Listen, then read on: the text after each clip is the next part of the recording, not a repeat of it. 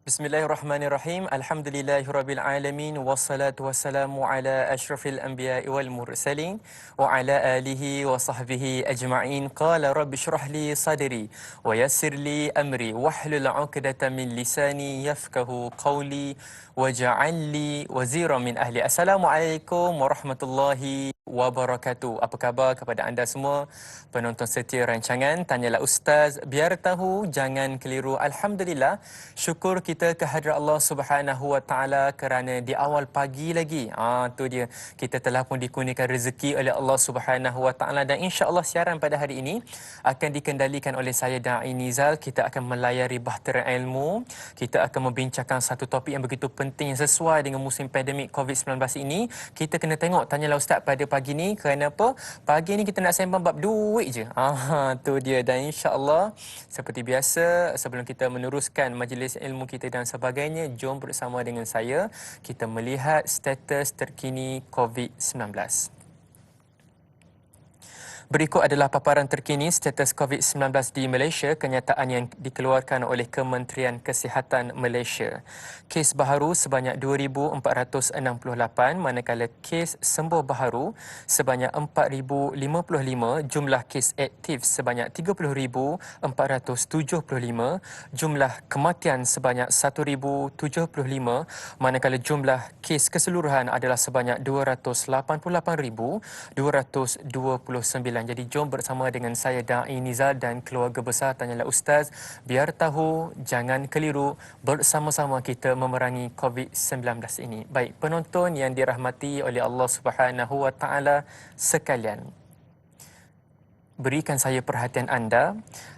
Para ahli fiqh menggunakan kalimah istithmar dengan maksud satu usaha untuk mendapatkan hasil ataupun untuk membuahkan lagi keuntungan.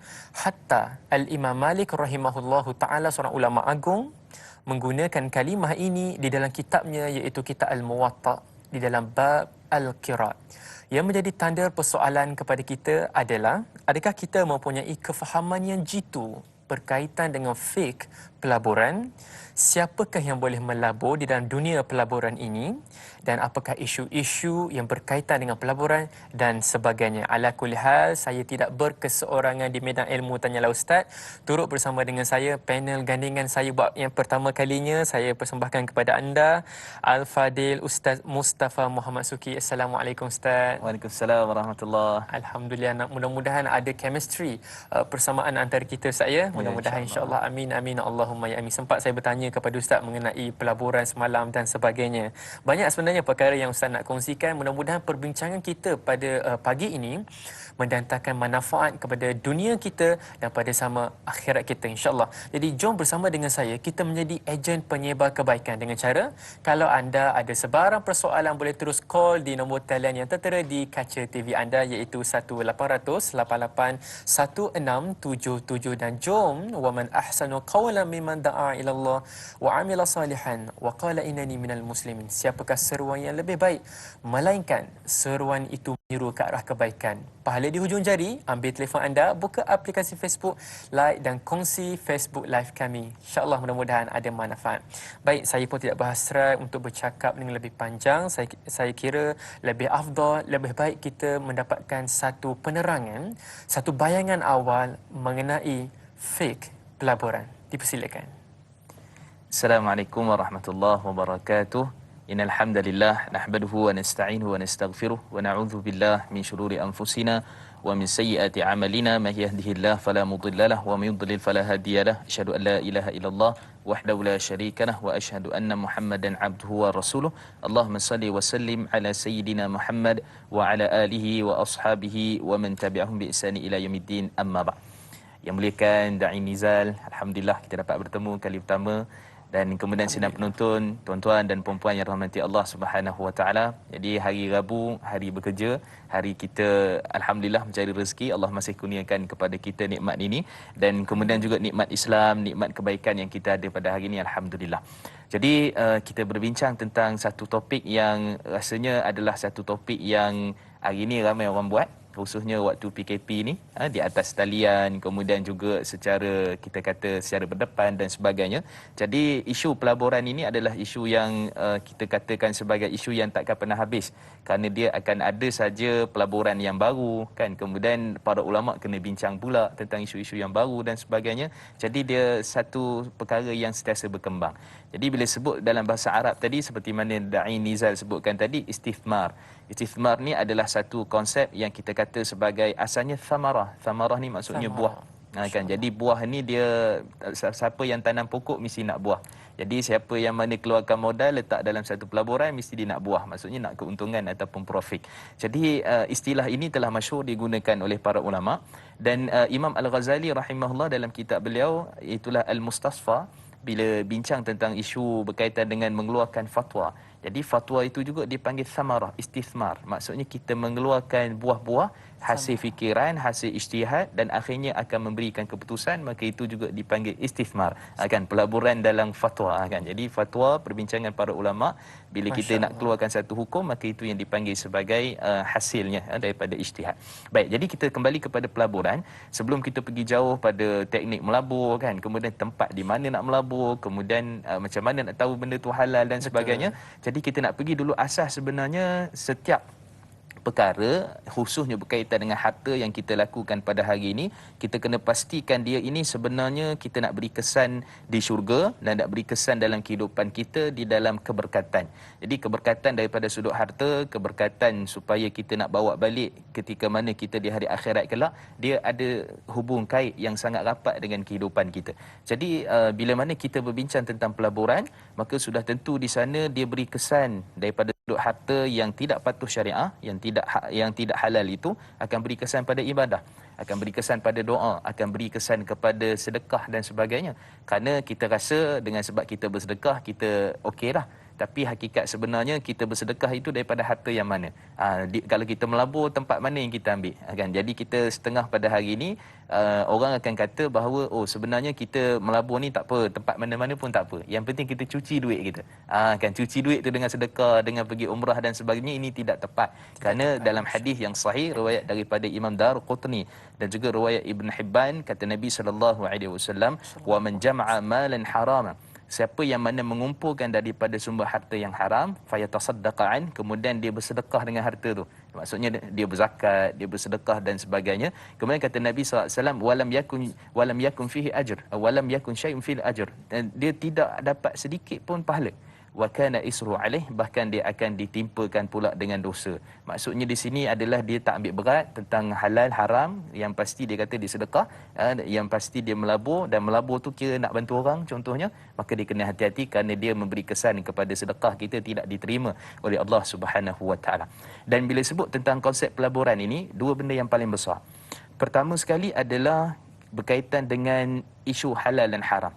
Kan kita sedia maklum bahawa dalam pelaburan ni dia ada unsur-unsur riba juga. Kalau tidak kita menelitinya, tak tengok betul-betul, maka kita bimbang takut terlibat dalam unsur berkaitan dengan riba yang Allah sebut dalam surah Al-Baqarah ayat 275, wa ahallallahu al-bai'a wa harrama riba. Allah menghalalkan jenis jual beli, termasuk semua jual beli ni dia adalah perniagaan, pelaburan dan sebagainya, dipanggil alif lam istighraqiyah, maksudnya termasuk semua sekali. Kan, tak kiralah asalkan ada jual beli, ada keluar duit, ada siapa dapat duit, letak kat mana duit, maka semua tu termasuk sekali. Jangan iaitulah Allah menghalalkan segala jenis jual beli perniagaan seperti itu, dan Allah mengharamkan segala jenis riba. Baik, itu antara benda pertama yang kita perlu jauhi. Yang kedua, setelah mana orang dapat keuntungan daripada melabur, antara benda yang penting yang wajib dia buat adalah keluarkan zakat. Kan, ada zakat saham, ada zakat berkaitan dengan cryptocurrency sekarang ni kan, ada zakat berkaitan dengan pelbagai. Jadi dua isu ni maksudnya jauh perkara yang haram, dan juga kita kena keluarkan zakat daripada hasil-hasil pelaburan yang berkaitan, dan ini menjadikan satu perkara yang kita perlu perhatikan betul-betul. Dan saya akhiri perbualan mukadimah ringkas kita ni dengan sebenarnya zaman Nabi ada tak pelaburan? Kan? Satu soalan yang bagus. Kan, adakah pelaburan di zaman Nabi sallallahu alaihi wasallam ataupun sebenarnya tak ada pelaburan? Baik, secara asasnya kita tengok kepada Al-Quran, bila mana Allah sebut daripada surah Al-Jumu'ah ayat yang ke-10, Allah cerita tentang sebelum tu pergi masjid, bila mana dengar seruan azan tinggalkan jual beli dan sebagainya, dan kemudian Allah kata fa idza qudiyatis salatu fantashiru fil ard, bila mana kamu telah selesai daripada solat, maka bertebaranlah di atas muka bumi. Di sini maksudnya bertebaran di atas muka bumi ni, kamu pergi makan ke, nak pergi minum ke, nak sambung kerja ke, nak pergi melabur ke, nak trade saham ke, contohnya kan, nak melabur saham ke, maka silakan, kerana Allah membagi kita ruang dan peluang untuk melakukan apa saja. Dan yang penting adalah wabtaru min fadlillah, kita kena kenangkan ataupun kita kena cari kelebihan-kelebihan kurniaan Allah yang halal itu, dan kemudian kita banyak mengingati Allah Subhanahu Wa Taala. Mudah-mudahan kita berjaya di dunia dan juga di akhirat kelak. Dan dalam hadis Nabi sallallahu alaihi wasallam yang diriwayatkan seperti mana Da'i Nizar sebut tadi, Imam Malik dalam kitabnya Muwatta, iaitulah hadis daripada Anas bin Malik radhiyallahu anhu, Nabi suruh kembangkan harta anak yatim supaya dia tak dimakan oleh sedekah. Maksudnya tak habis harta tu dengan sebab keluar zakat je. Kan, keluar zakat daripada contohnya 50,000, habis zakat, akhirnya tak ada duit tu. Maka kata Nabi sallallahu alaihi wasallam, ittajiru fi malil yatama, hendaklah kamu berniagakan, mengembangkan harta anak yatim tu, la ta'kuluha sadaqah atau la ta'kulha zakah, sehinggalah ia tidak dimakan oleh zakat. Maksudnya kena kembangkan harta dengan cara apa pun, tapi dengan cara yang halal dan ada kaedah lah. Jangan anak yatim pergi harta anak yatim pergi letak main saham pula, tak jadi. Dia ada kaedah-kaedahnya. Jadi pada waktu tu menunjukkan bahawa sunnah Nabi itu sendiri memerintahkan untuk mengembangkan harta, dan mengembangkan harta itu merupakan satu perkara yang bukan wajib, tapi dia kena tengok, kalau kita nak pergi melabur tempat yang haram, maka sudah tentu wajib cari yang halal. Tapi kalau kita saja duduk dan sebagainya, maka pada waktu itu dia tidak jadi wajib lah untuk kita melabur, kerana dia adalah pilihan. Jadi bila sebut pilihan, kita kena ingat, jangan tergesa-gesa, dan kita melihat juga kepada kita punya keuangan itu. Melabur bukan duit gaji kita. Melabur ni adalah duit lebihan dan simpanan kita. Jadi itu antara mukadimah ringkaslah yang kita boleh kita boleh bincangkan di awal ini, insya-Allah. Alhamdulillah, terima kasih saya ucapkan kepada Al-Fadhil Ustaz di atas penerangan bayangan mengenai fik pelaburan ini. Jadi Islam juga sebenarnya Ustaz, ya, yang apa yang saya fahami mengajar kita untuk mendapatkan profit oriented, iaitu kadar keuntungan yang tertinggi Ustaz, ya.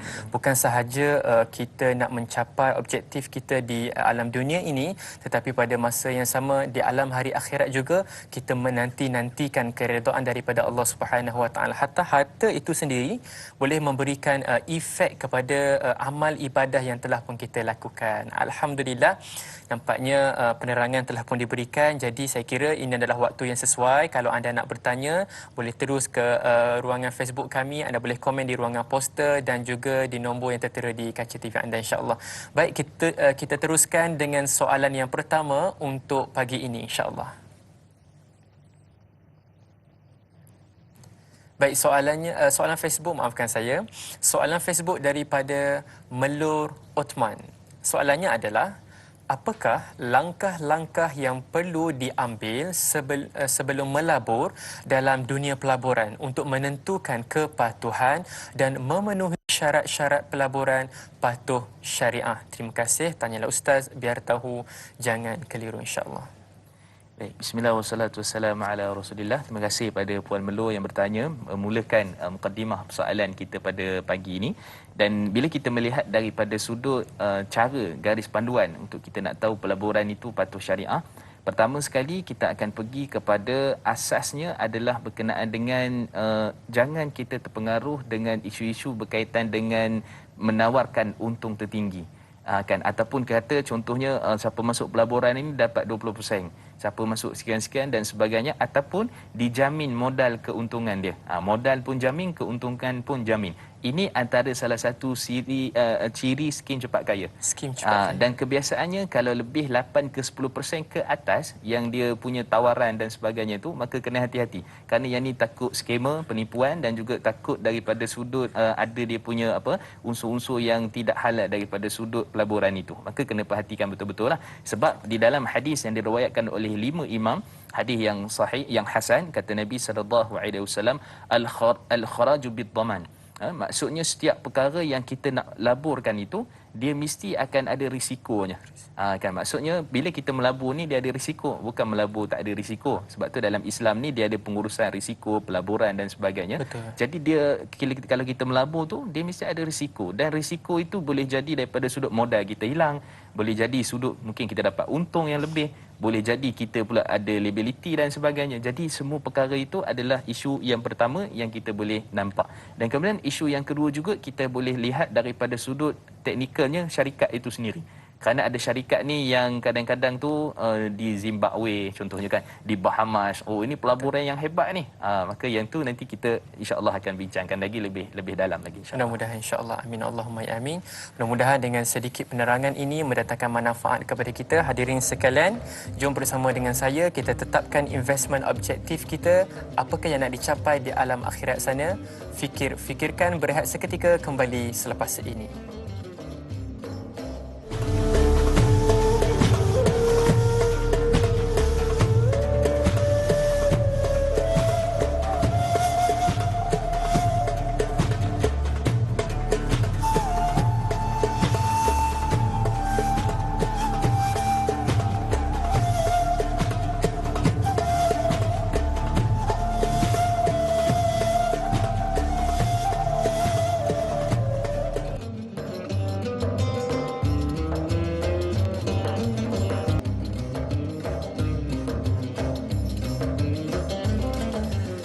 Alhamdulillah, syukur anda kembali lagi bersama dengan saya Da'i Nizar dalam Tanyalah Ustaz. Biar tahu, jangan keliru.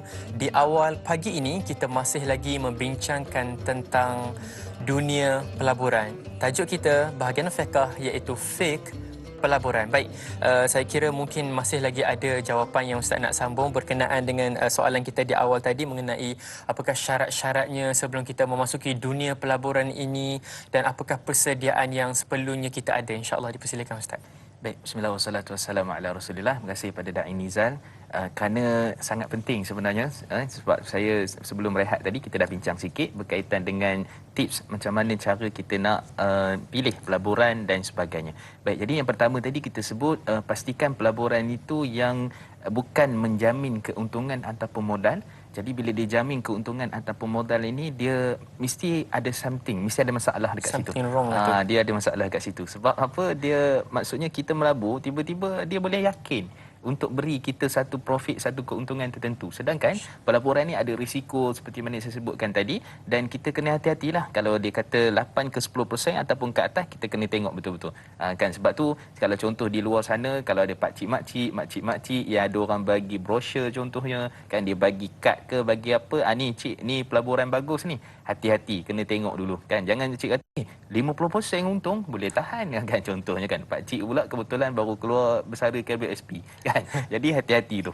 Tu step yang pertama. Yang kedua, kita nak melihat daripada sudut syarikat ni tu. Jadi contohnya kadang-kadang kalau makcik-makcik, pakcik-pakcik kerana di luar sana dia tak tahu macam mana nak tengok syarikat, nak tengok board trustee dia siapa, nak tengok dia punya pengurusan macam mana, syarikat ni buat apa dan sebagainya, maka yang tu boleh serahkan kepada anak-anak. Kalau ada anak-anak yang faham, yang boleh, maksudnya tengok syarikat ni buat apa dia punya kaedah dan caranya. Sebab tu kalau kita katakan sebagai contohnya macam public trust, dia mesti kalau satu syarikat tu dia nak keluarkan satu produk, satu pelaburan, dia kena ada satu buku. Buku ni menerangkan segala-galanya, apa yang ada dalam syarikat, apa yang dia buat, dan sektor melabur dia dekat mana, apa yang dia melabur, kalau meniaga dia meniaga apa dan sebagainya. Maka semua tu mesti jelas, tak ada unsur-unsur penipuan.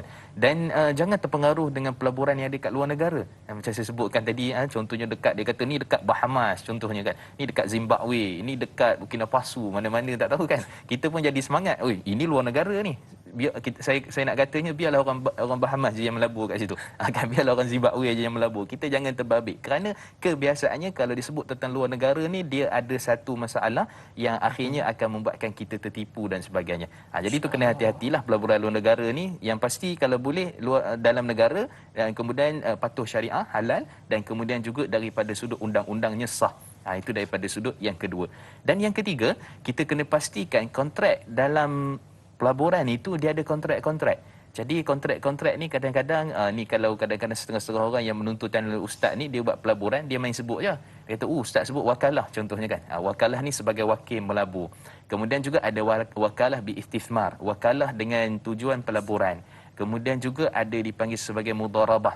Ini konsep yang dipanggil sebagai satu pelaburan, yang mana sebagai contohlah, kalau dai contohnya pakar dalam satu benda, tapi dai kekurangan modal. Jadi dai tak nak keluar modal, tapi dai pakar. Macam saya pula, saya ada sikit modal. Jadi jom kita bergabung. Kan saya bagi modal, kemudian dai bagi kepakaran untuk buat satu pelaburan. Itu secara ringkasnya kita kata kontrak yang ada. Dan kemudian kita ada kontrak yang dipanggil sebagai jualah. Jualah ni kita boleh panggil sebagai commission lah. Jadi kalau kita buat melabur profit, commission ke apa semua ni, kita macam mana boleh dapat commission itu? Kan. Kemudian juga dia ada yang konsep dipanggil sebagai iwat, timbang balas dia.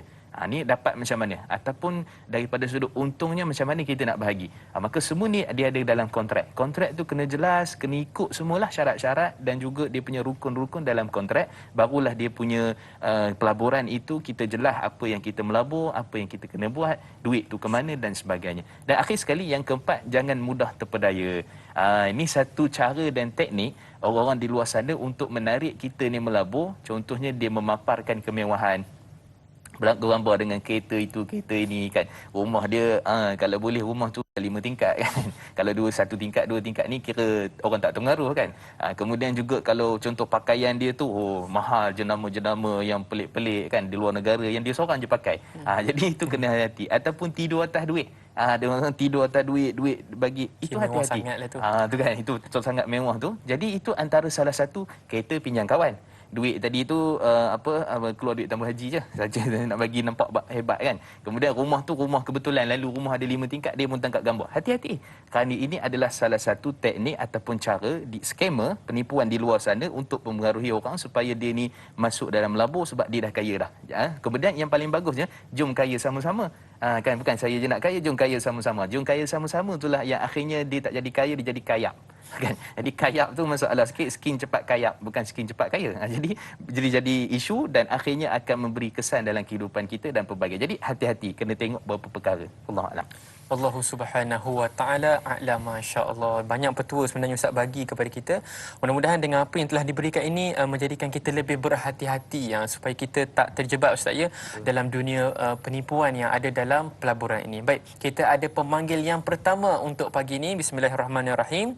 Assalamualaikum warahmatullahi wabarakatuh. Siapa di sana? Waalaikumsalam warahmatullahi wabarakatuh. Masya-Allah. Dai Nizal dan juga Ustaz Mustafa Muhammad Suki. Saya Omar Abdul Majid dari Felda Cini Timur 3 Pekan Pahang. Assalamualaikum Ustaz dan Dai. Waalaikumsalam warahmatullahi. Tuan Haji minta kuat sikit suara boleh? Ya. Kan ni dah kadang-kadang dia telefon ni pun dia tak berapa nak berapa nak baik talian dia ni. Baik, silakan. Dan juga Ustaz jadi soalan saya begini Ustaz kita sedia maklumlah pelaburan dalam pelaburan apa ni, pelaburan kewangan dari saham ke apa ke, semua pelaburan emas dan sebagainya ni forex dan sebagainya Ustaz. Jadi soalan saya begini Ustaz, kadang-kadang kita nak berlabur ini dengan sesebuah pelaburan ini, sesuatu pelaburan ini, kadang-kadang kita bukan guna duit kita Ustaz. Kita buat pinjaman dengan bank ataupun institusi keuangan dan itu yang menggunakan pakej-pakej tertentu lah di pihak bank ini. Jadi duit ini bila kita laburkan dan tentu kita ada keuntungan. Biasanya setahun dia akan ada keuntungan bonus dan dividen sebagainya lah Ustaz. Jadi soalan saya, duit ini bukan duit kita Ustaz, ini duit pinjam. Duit kita pinjam untuk kita laburkan kepada saham dan sebagainya. Tak kira lah pelaburan apa sekalipun yang menjana keuntungan. Jadi apabila keuntungan ini, bonus dan dividen ini, apakah perlu kita keluarkan zakat kerana ini bukan duit kita Ustaz? Duit kita pinjam tadi. Dan apakah status pelaburan dan keuntungan itu, apakah dikira macam mana ke status keuntungan yang dikatakan sebagai hak, bukan hak mutlak kita kerana bukan duit kita tu Ustaz? Itu soalan saya Ustaz dan Dai. Terima kasih banyak Ustaz dan Dai. Assalamualaikum. Waalaikumsalam warahmatullahi wabarakatuh. Terima kasih saya ucapkan kepada Tuan Omar Abdul Majid. Satu soalan yang sangat bagus berkaitan dengan kita pinjam kita katakan beberapa satu amount duit yang begitu banyak daripada pihak bank dan kita gunakan untuk pelaburan. Dan hasilnya itu macam mana Ustaz? Bismillah wassalatu wassalamu ala Rasulillah. Pertama kita kena tahu bahawa bila kita nak melabur ni dia bukan duit yang akan mensensarakan kita. Kan. Maksudnya kita nak melabur ni kalau boleh duit sendiri, dan duit sendiri itu adalah duit daripada lebihan daripada contohnya kita ada simpanan. Dia ceritanya dia tak ganggu duit perbelanjaan harian kita. Ni macam contohnya anak masuk sekolah kan, satu Mac ni sudah macam dia ni nak melabur pula dah kan. Jadi jangan, dia bukan melabur, bimbang takut melebur. Melebur Kan? nanti. Jadi bila melebur tu melebur diri kita, yang mana akhirnya akan menyusahkan keluarga, family kita dan sebagainya. Jadi itu daripada sudut yang pertama. Cuma saya kata bukan tak boleh pinjam, tapi tak digalakkan. Tak digalakkan meminjam. Okey, soalan yang kedua, kita meminjam daripada institusi IKI lah, institusi keuangan Islam. Kalau kita meminjam daripada sudut itu dan kemudian mungkin kita buat contohnya pinjaman peribadi dan sebagainya, tapi kita gunakan untuk melabur. Tapi daripada sudut asasnya dia harus, hukumnya diharuskan, dibenarkan kerana dia ada kontrak-kontrak pinjaman yang telah pun disediakan oleh perbankan Islam, akan tetapi kita guna tu untuk melabur. Jadi melabur ni kadang-kadang dia ada isu sikit daripada sudut apa? Daripada sudut kita bimbang takut nanti kita jadi hutang lebih banyak, kemudian mungkin jadi daripada sudut sitas pula dah, sitas dan sebagainya. Jadi dia akan ganggu kita punya daripada sudut kewangan peribadi dan akan ganggu juga daripada sudut credibility ataupun kita punya kita kata apa, tanggungan itu sendiri. Jadi itu kena hati betul-betul, kena betul-betul lah untuk kita berhati-hati. Jadi bila sebut tentang pinjam tadi, kita kata harus, dan sebenarnya banyak di luar sana pelaburan yang menawarkan pinjaman ataupun sebenarnya kepinjaman lah, istilahnya pembiayaan. Jadi bila biaya itu daripada institusi kewangan Islam, bismillah, tak ada masalah, kita boleh teruskan untuk melabur itu. Akan tapi kena lihat daripada sudut tadilah, kerana tidak digalakkan, akan tetapi kita menggunakan hanya daripada sudut kita kata profit, keuntungan itu biarlah daripada duit kita dan kita dapat keuntungan itu pun senang sebab daripada pelaburan yang kita ada itu. Dan kemudian daripada profit keuntungan itu halal atau tak? Halal. Maksudnya kalau kita melabur tempat yang betul dan kita melabur daripada sudut ataupun pinjam pembiayaan tadi daripada institusi kewangan Islam, halal, tak ada masalah. Cuma akhirnya itu profit itu kalau ditanyakan tadi tentang zakat, siapa yang dia kena zakat kan? Okey, pertama sekali kalau kita pinjam, para ulama beza pandangan pendapat. Contohlah kalau saya pinjam duit dai, contohlah 20,000 kan, 20,000 ni kita kata memang kena zakat lah, haul pun semua cukup lah. Jadi saya pinjam kat dai. Okey, sekarang ni siapa yang kena keluarkan zakat? Dai ke saya? Sebab saya yang pegang duit, tapi dai asalnya adalah duit dai. Jadi macam mana caranya? Ni pun perbincangan yang panjang di kalangan para ulama. Ada yang menyatakan dai kena keluar dengan syarat saya memang konsisten bayar hutang.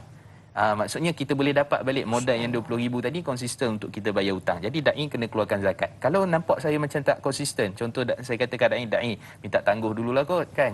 Sekarang ni PKP contoh kan. Jadi melabur pun tak berapa nak untung. Jadi tangguh bulan 6 20 21 boleh tak? Jadi kalau dah tangguh dan sebagainya tu, haul tu dan sebagainya macam ada isu kat situ, maka tidak perlu dikeluarkan zakat. Okey. So kalau isu kita berhutang dengan bank dan sebagainya tadi, kita duit itu sendiri kita memang laburkan.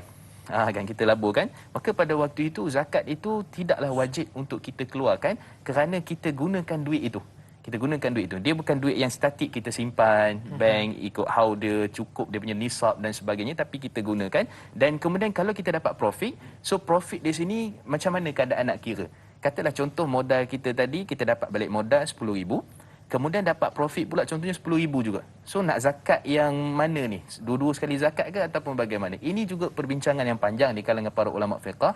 Wallahu taala alam, yang paling tepat adalah kita zakat sekali semualah. Cukup 20,000 tu, itu lebih keluar daripada khilaf perbezaan di kalangan para ulama. Tapi ada orang yang kata tak apa, saya nak zakat profit saja 20,000 tapi modal saya ada 20,000, saya tak keluarkan zakat. Kita kata benda ni adalah khilaf perbezaan di kalangan para ulama. Cuma kita keluarkan semua, itulah lebih baik, yang dipanggil sebagai khuruj minal khilaf mustahab. Keluar daripada perbezaan pandangan pendapat itu adalah lebih baik, iaitulah kita zakatkan saja, selesai cerita. Wallahu alam. Wallahu alam. Modal dan juga profit keuntungan Ustaz ya. Alhamdulillah, satu penerangan yang sangat baik untuk mereka yang bersedia untuk memasuki dunia pelaburan. Baik, kita teruskan dengan soalan Facebook seterusnya daripada Puan Rahizah. Soalannya adalah, dari sudut perspektif Islam dan perspektif arus kemodenan masa kini, apakah perniagaan dan pelaburan melalui internet itu halal di dalam Islam? Terima kasih. Kak Zah Cenor Pahang, insya-Allah. Baik, bismillah wassalatu wassalamu ala Rasulillah. Bila sebut tentang pelaburan internet ni, kebanyakan pelaburan yang ada sekarang memang internet kan. Semua platform dia tu di atas talian. Kan, sebab tu kalau kita nak ringkaskan secara umumnya, pertama pelaburan ini kita boleh melabur dalam syarikat-syarikat yang patuh syariah. So kita tengok daripada sudut syarikat yang mana, kemudian daripada sudut halal tadi, apa yang syarikat buat dan sebagainya, maka kita boleh melabur, kita invest lah, kita melabur dalam syarikat itu. Itu satu. Yang kedua, kita boleh melabur dengan kawan-kawan. Kan contoh kita nak buka gerai burger. Bukan banyak modal pun. Sebab itu kita kena ingat, melabur bukan semesti modal RM100,000. Modal ni mungkin contohnya RM3,000 saja, mungkin contoh RM2,000 untuk kita buka store burger sebagai contoh, untuk melabur dengan kawan-kawan. Jadi kita bagi kat kawan kita, tapi kena ingatlah, dia ada dia punya kaedahnya, masuk keuntungan macam mana nak kongsi kalau ada keuntungan, kemudian daripada sudut pelaburannya apa yang nak buat dan sebagainya, maka itu kena jelas. Itu teknik yang kedua. Teknik yang ketiga, melabur di sektor hartanah.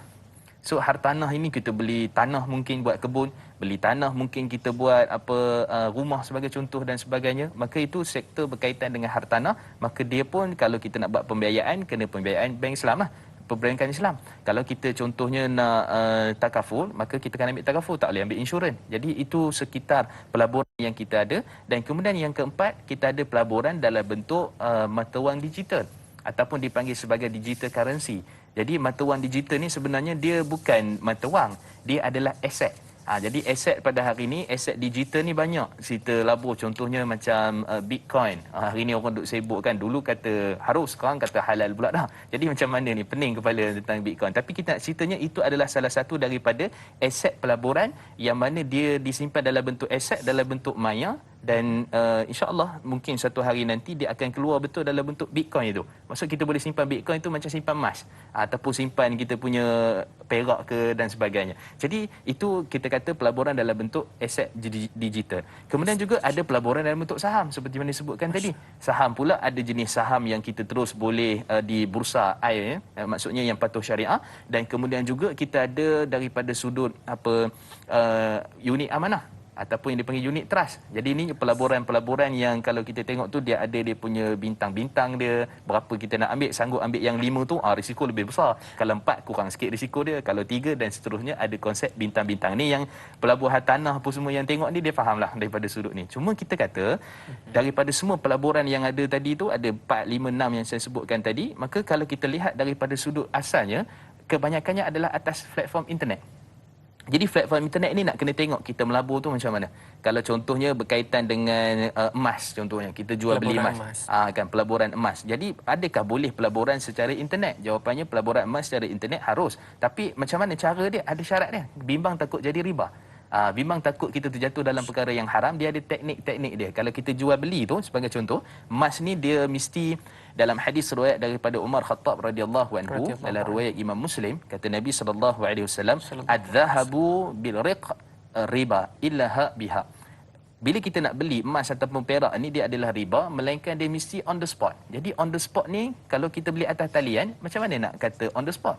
Maka itu antara perkara dibincangkan para ulama. Tetapi bila berlaku penyerahan, kita bayar duit dan dapat semua dia punya detail, ini apa yang kita beli, berapa gram, nombor siri, apa semua. Betul. Kemudian emas tu belum, kredit kita tak dapat lagi, tapi kita dah beli dah. Maka yang tu daripada sudut kesatuan para ulama, Majma' Fiqh dunia, kemudian IOF dan sebagainya, mengharuskan sebab telah berlaku qabat hukmi dipanggil. Maksudnya telah berlaku jual beli secara hukum. Maksud dah serah dah tu, tapi melalui borang ataupun melalui resit dan sebagainya, maka telah berlaku. Wallahu a'lam. Wallahu subhanahu wa ta'ala a'lam. Masya-Allah, begitu banyak sebenarnya ilmu-ilmu yang berkaitan dengan dunia pelaburan yang seharusnya kita belajar dan mungkin akan menjadi pendapatan pasif kita. Banyak lagi persoalan-persoalan yang menarik. Teruskan bersama dengan ultimate goal kita, apa yang nak dicapai dalam program Tanyalah Ustaz pada pagi ini, kembali selepas ini.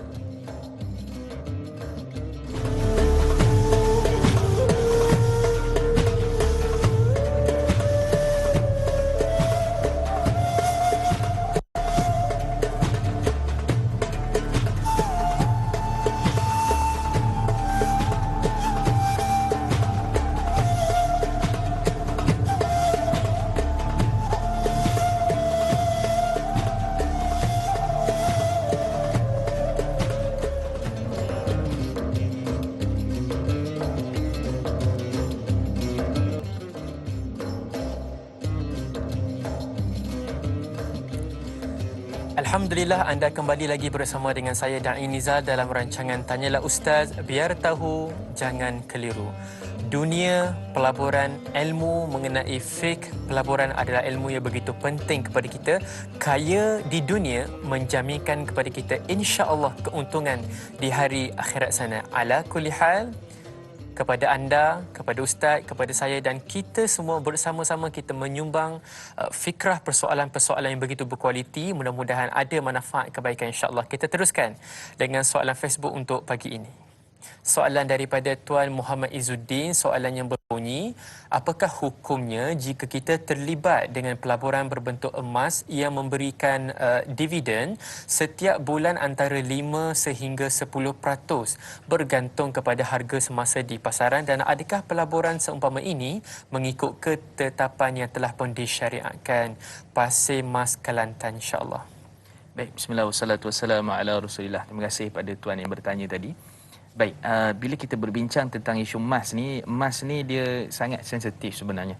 Sebab tu dalam item ribawi, yang mana item riba itu, emas ni termasuk dalam kategori barang riba kalau dia tidak diuruskan dengan cara yang baik. Maka ini antara benda perkara yang kita perlu faham dulu, kerana dia adalah emas. Dan sebab tu dalam hadis riwayat daripada Ubadah bin Samit dan ramai lagi di kalangan sahabat dalam riwayat Imam Muslim dan sebagainya menyatakan bahawa adz-dzahabu bidz-dzahab, kemudian fiddatu bifiddah, kemudian juga daripada 4 item yang berbentuk makanan, tetapi nak fokusnya emas dengan emas, perak dengan perak. Dan kemudian di bawah hadis tu kata Nabi SAW, yadan biyadin ataupun hak bil hak, mestilah dia tu on the spot. On the spot di sini maksudnya kita dapat itu emas itu sendiri adalah dengan cara yang macam saya sebutkan tadi. Sama ada dengan kita pergi kedai emas tu terus dapat emas tu, ataupun kalau secara pos, ramai orang pos emas sebenarnya, kan? Dia tak tahu ada risiko yang besar, tapi ramai juga orang buat emas tu di pos, kan? Jadi dia beli secara online, maksudnya dah berlaku jual beli tu secara qabat hukmi tadi, hukum secara jual belinya berlaku, kemudian dia minta pos.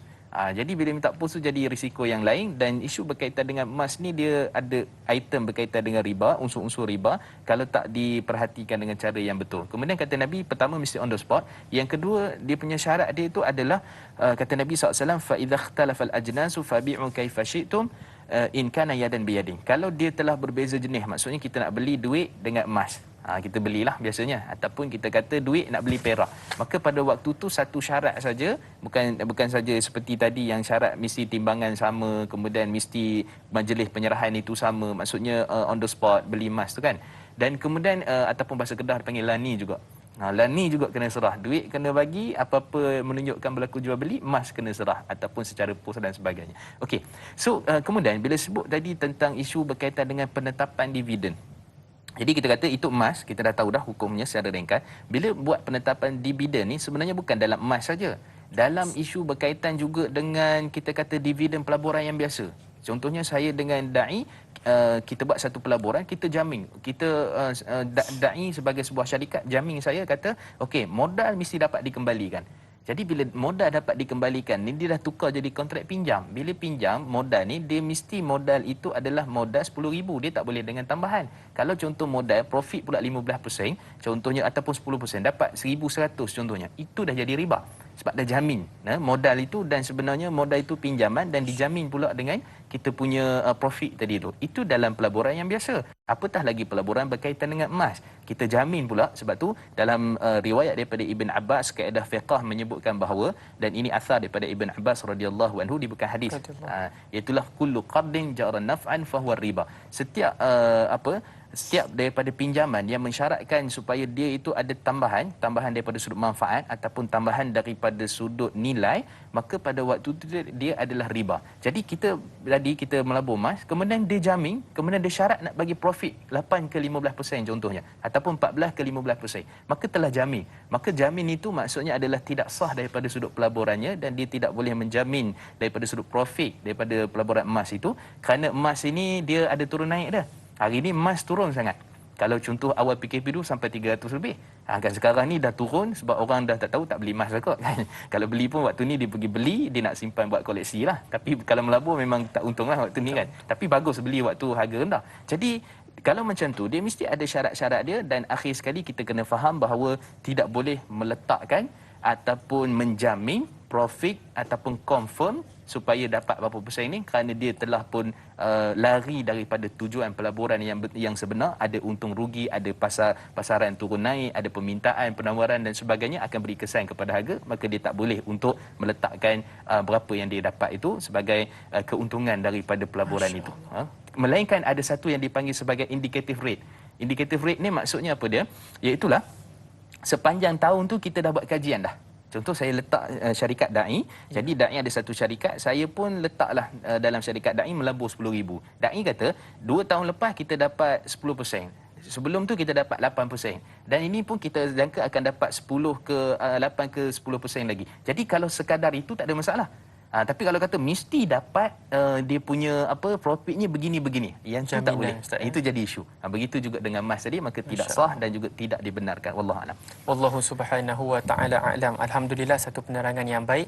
Mudah-mudahan dengan penerangan ini membuatkan kita lebih peka dengan isu-isu ataupun perihal-perihal yang tertentu bagi mengelakkan kita terjatuh, terkandas di dalam perkara-perkara yang boleh mengharamkan sesuatu perkara itu. Baik, kita ada pemanggil seterusnya di sini. Bismillahirrahmanirrahim. Assalamualaikum warahmatullahi wabarakatuh. Siapa di sana? Oh, Waalaikumsalam Ustaz dan Da'i. Hello. Ya, teruskan soalan. Okey, nama saya Putri daripada Johor Bahru. Ya, silakan. Okey, saya ingin tanya. Okey, jika pelabur menetapkan profit setiap bulan, adakah profit itu dikira sebagai riba? Itu soalan pertama. Okey, untuk soalan kedua, adakah persen kiraan profit ada kiraannya yang tidak boleh melebihi persen yang ditetapkan mengikut syarat supaya tidak dikira sebagai riba?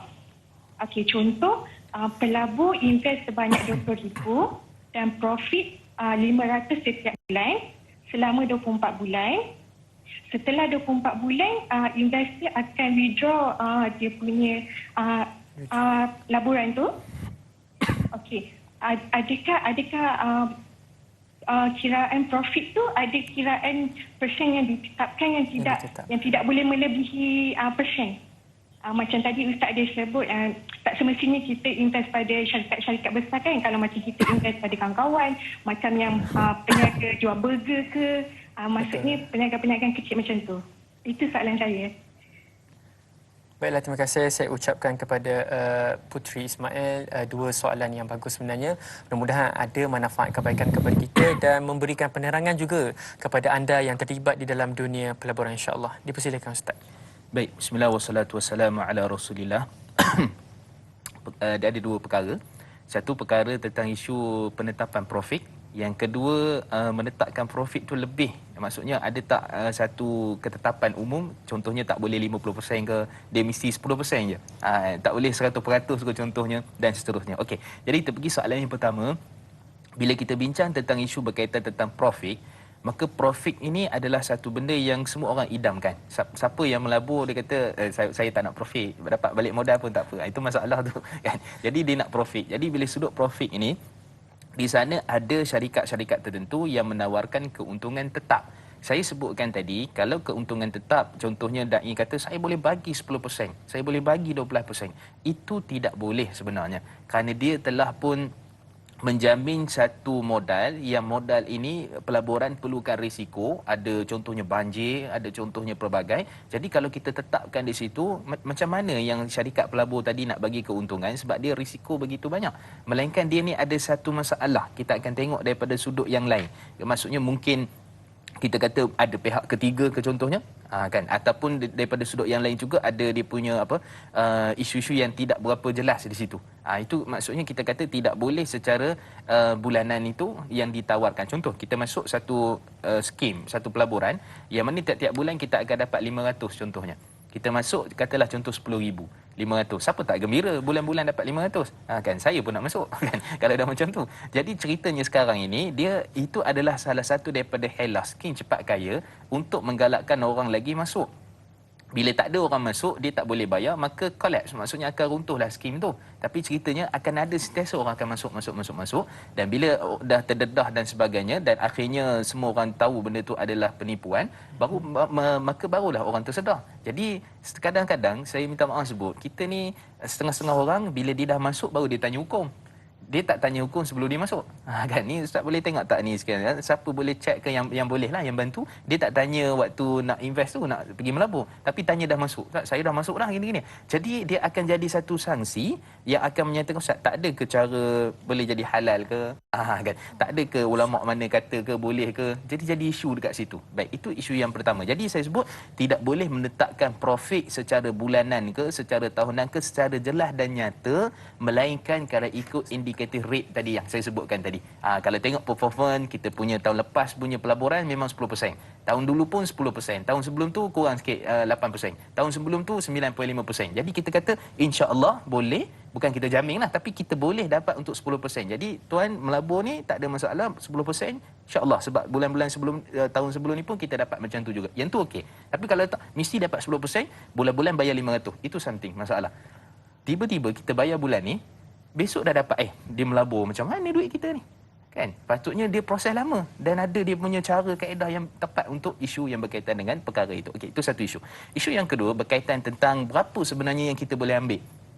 Profit ke keuntungan ke apa semua, penetapan itu tidak ada ketetapan dalam syarak. Kalau contoh untung ni sekian-sekian ke, profit ni kita dapat sekian-sekian ke, pelabur pun kata okey, kita punya performance, kita punya syarikat punya kita kata sebagai apa sekarang ni kemajuan dia ataupun kita kata untungnya, pelaburannya contoh dapat 200%.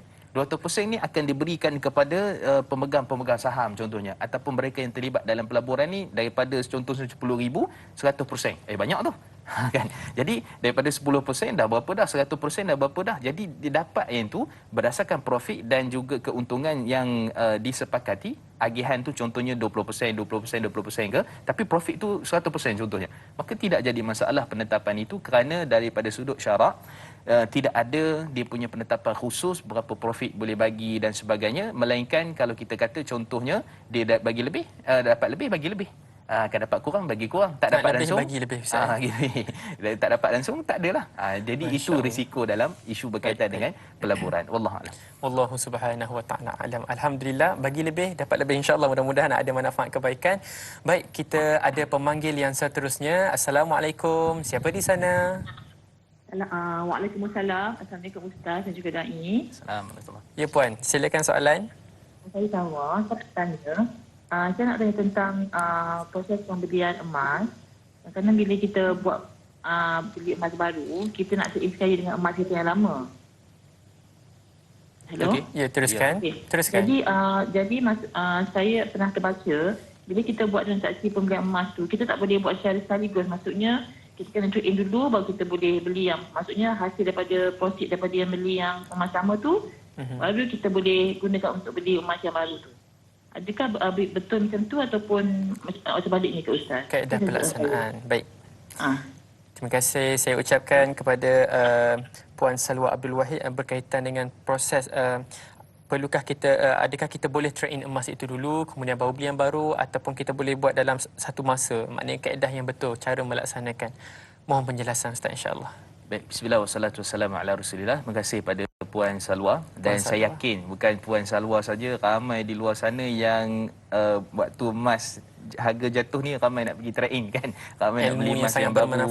Dia ada burn, dia ada roti ban, ada jenis pulut dakap, kan, ada jenis lipan, ada jenis daun, macam-macam jenis. Ni semua jenis-jenis yang baru, nampak cantik, semua pakat nak beli jenis yang baru. Sebab dulu-dulu punya emas bulat-bulat aja contohnya kan, tak cantik, jadi nak beli, nak tukar yang baru. Okey. So isu berkaitan dengan trading ni, dia sebenarnya isu yang sangat panjang, dikhilafkan oleh para ulama, perbezaan di kalangan para ulama berkenaan dengan perkara ini. Cuma saya nak sebut secara fatwanya dulu. Majoriti para ulama, mazhab Imam Syafi'i, mazhab Imam Malik, mazhab Imam Abu Hanifah dan sebagainya mensyaratkan mesti on the spot. Maksudnya nak trading tu emas itu dia on the spot, daripada sudut apa? Kita bagi emas itu dapat duit, dengan duit tu terus beli. Dia tak boleh kata ada drag masa kat situ. Nanti kita timbang dulu, kemudian ni nilainya begini, tunggu kejap saya nak ni. Dia ada unsur-unsur tidak on the spot di situ. Tak lani, tak segera serahan itu. Maka di situ sebenarnya ada beberapa isu dan sebenarnya dia boleh dielakkan dengan cara kedai itu sendiri dia faham macam mana cara nak supaya dia tidak ada unsur-unsur yang nampak bertangguh di situ. Okey, so daripada satu sudut pandangan jumhur majoriti para ulama. Cuma di sini Al-Imam Ibn Qayyim rahimahullah, Syekh Islam Ibn Taimiyah, Imam Zuhri dan sebagainya bila membahaskan tentang isu ni, mereka menyatakan ini sekarang ni dia bukan lagi emas dalam bentuk, dan ini juga 2012 yang dikeluarkan oleh JAKIM. Secara asasnya parameter berkaitan dengan jual beli emas dan sebagainya, maka mereka menyatakan berdasarkan pandangan ulama yang saya sebutkan beberapa orang tadi, bila emas ini bila dah bentuk perhiasan, maka dia tidak lagi termasuk dalam hukum jual beli yang secara mesti on the spot tadi tu. Mesti secara takabut, lah ni juga kena bayar, lah ni juga kena serah, tak boleh ada unsur trading lambat sikit ke, bertangguh sikit ke, kerana emas ini adalah termasuk dalam item ribawi tadi. Cuma daripada sudut fatwanya kita sebut perbincangan ulama secara meluas. Jadi secara hukumnya kita kata harus, kerana kalau tidak diharuskan, kita ambil pandangan yang menyatakan tidak harus, maka berdosalah satu Malaysia ni. Kan ceritanya satu Malaysia ni memang buat macam tu. Kan itu belum lagi cerita bayar secara ansuran. Kan ada jenis macam saya nak juga emas ni, dari berapa ni, kalau pulut dakap ni dia kena bayar lama sikit, yang ni mahal sikit 3,000, ada berapa, saya bayar 500 sebulan lah. Ini berlaku banyak dalam masyarakat kita. Saya pergi ke mana-mana pun orang akan tanya. Jadi daripada sudut ni kita jawab ikut fatwa JAKIM, pandangan JAKIM, kita jawab juga ikut pandangan fatwa di kalangan para ulama yang kita sebutkan tadi. Jawapannya harus, tapi satu je benda, kalau emas itu berbentuk yang kita nak simpan ni, bukan emas perhiasan. Sebab emas perhiasan ni dah campur dah workmanship, dia ada pematanya mungkin, dia ada juga bentukan dan sebagainya. Tapi kalau bentuk shilin tadi, bentuk wafer yang kecil tu, yang 5 gram, 10 gram, yang tu tetap wajib untuk ada serahan secara takabut.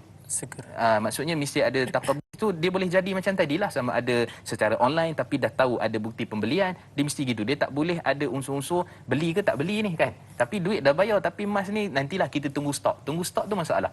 Sebab saya pernah buat walkthrough di bank, bila orang nak beli emas tu kena ada dekat bank tu, dia kena ada dalam simpanan. Dia tak boleh ada dekat tah mana-mana ke semua kan. Jadi dia mesti ada simpanan. Saya pernah tengok dalam 260 kilo emas.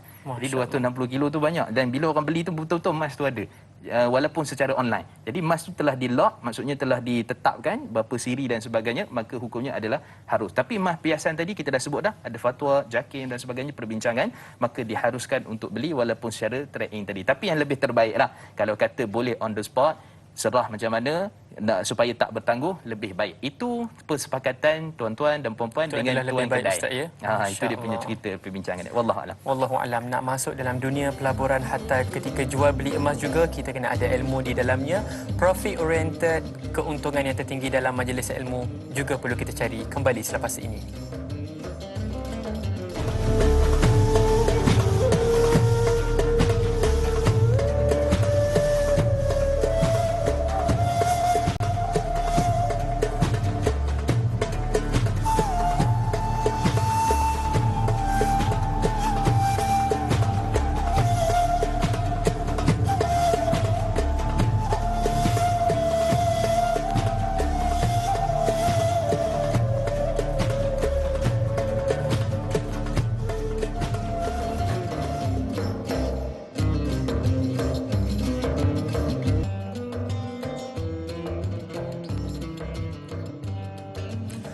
Penonton sekalian, tanyalah Ustaz biar tahu, jangan keliru.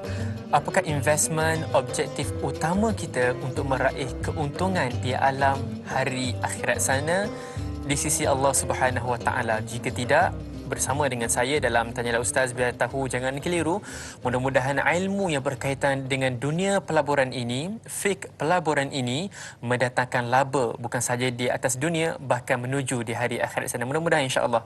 Amin amin Allahumma ya amin. Baiklah, kita teruskan dengan soalan Facebook yang seterusnya, soalan daripada Zamaf Izmaz. Soalannya adalah, kalau simpanan duit di dalam unit pelaburan yang mana hasil dividen dari pelbagai sumber halal dan subha, saya kira syubha, kemudian duit syubha itu disedekahkan kepada orang lain, maknanya ada percampuran di situ, dapat pahala, adakah mendapat pahala ataupun dosa kerana kita memberi orang makan hasil daripada duit syubha itu yang diragui, ataupun duit itu perlu dibazirkan?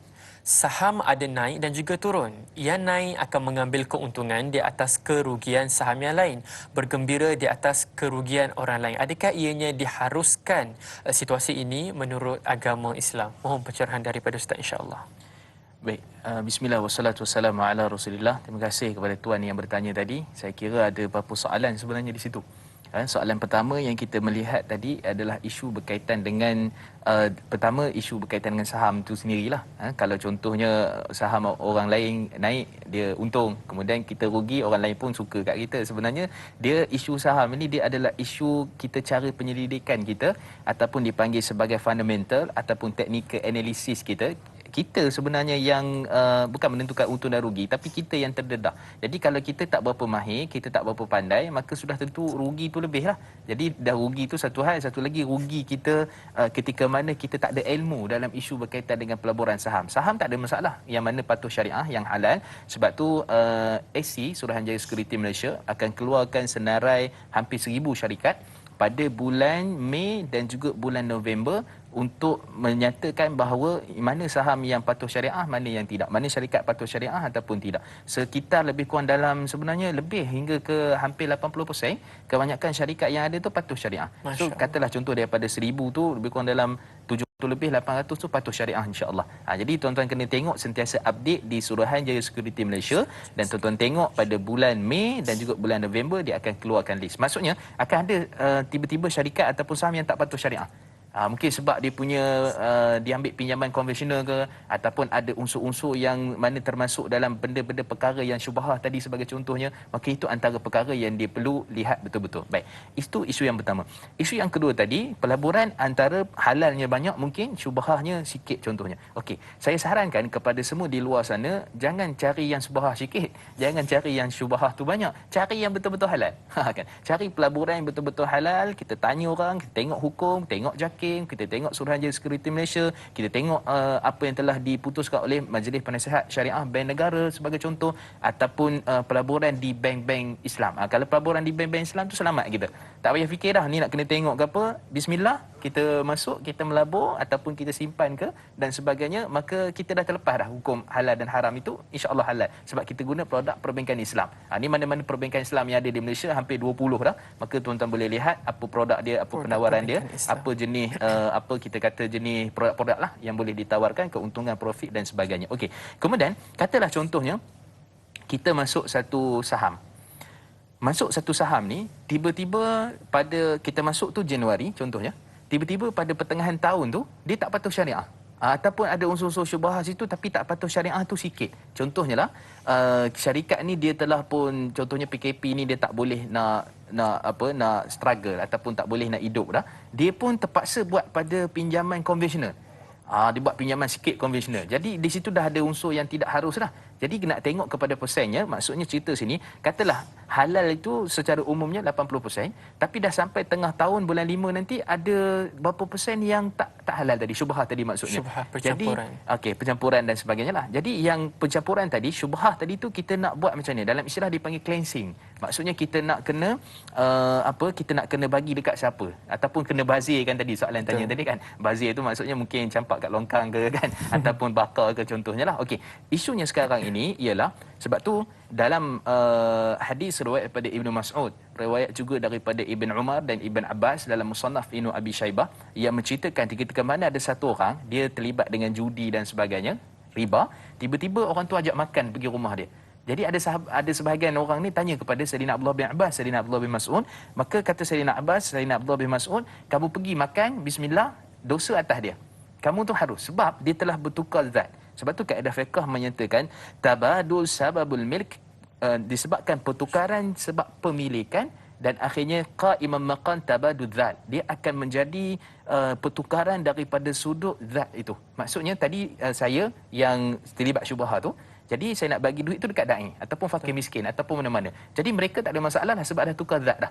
Itu diputuskan Syekh Dr. Qaradawi, fatwa-fatwa di kalangan para ulama dan sebagainya. Maka jangan dibazirkan buang kat longkang, jangan dibuang dekat laut, jangan dibagi benda-benda yang tak sepatutnya, tapi boleh bantu fakir miskin, boleh bagi untuk masalah umum, dan itu adalah perkara yang terbaik dan diharuskan. Cuma kalau terlalu banyak, tuan-tuan boleh pergi ke Baitul Mal. Baitul Mal ada dana tidak patuh syariah, boleh letak kat situ. boleh bincang dengan Baitul Mal dan Baitul Mal akan agihkan seperti mana yang menepati syarak daripada sudut pengagihan. Tapi kita satu sen pun tak boleh ambil duit syubhah tu. Ataupun duit haram tu kita tak boleh ambil, kena serahkan. Dan kita berdosa ke macam mana ke, maka sudut asalnya kita dapat pahala. Kerana kita menjauhkan diri kita daripada perkara yang haram, dan insya-Allah mudah-mudahan kita dapat bukan setakat pahala sedekah tapi pahala kita menjauhi daripada perkara yang haram. Allah haram. Wallahu a'lam. Dengan syarat kita tidak mengambil hatta satu sen daripada perkara yang syubhah itu saya. Mudah-mudahan ada manfaat kebaikan dan pada masa yang sama kita memberikan ingatan kepada diri kita sendiri terhadap akaun kita perkara yang halal ataupun yang haram, syubhah dan sebagainya. Baik, kita terus dengan pemanggil yang seterusnya. Assalamualaikum warahmatullahi wabarakatuh. Siapa di sana? Waalaikumsalam warahmatullahi wabarakatuh. Nama saya Faizal Hashim daripada Johor Bahru. Masya-Allah. Okey, Silakan tuan. Begini Ustaz, saya nak bertanya berkenaan dengan satu pelaburan. Begini, pelabur ada melabur sekian amount ke dalam syarikat. Kemudian pelabur telah menetapkan untuk mengambil profit tanpa mengira kerugian ataupun segala keuntungan dalam sebuah syarikat.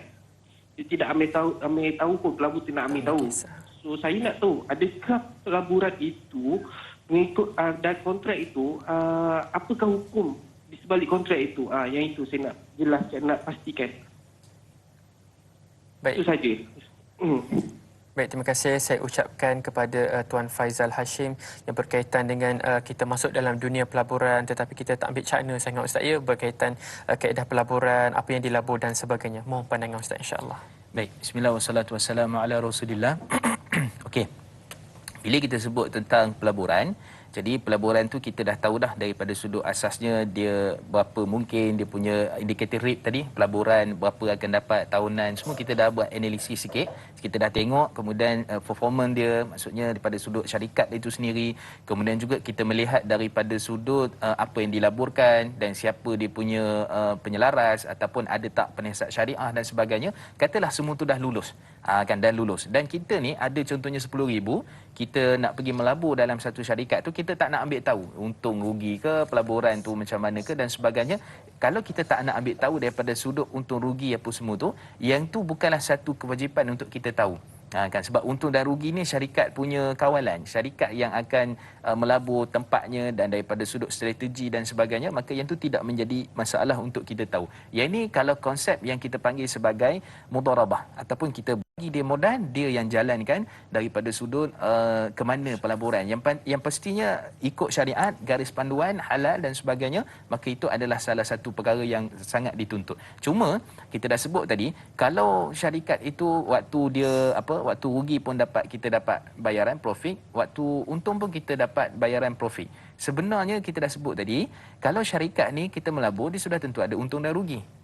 Pelik sebenarnya satu pelaburan, dan saya pun minta maaf, saya pun tak tahu pelaburan bentuk mana sebab kena tengok detail. Tengok detail daripada sudut yang pelbagai kontrak yang digunakan, ke mana dia melabur. Maksudnya memang betul-betul nak kena tengok halus lah satu persatu, baru kita nak kata benda ni harus ataupun haram dan sebagainya. Jadi saya i'tazir, saya minta maaf kerana saya tak dapat nak jawab secara khusus kerana kita tak tahu macam mana syarikat itu. Cuma saya sebutkan tadi, kita tak nak ambil tahu tentang ke mana syarikat tu profitnya macam mana, tapi kita rasa insya-Allah ada profit lah.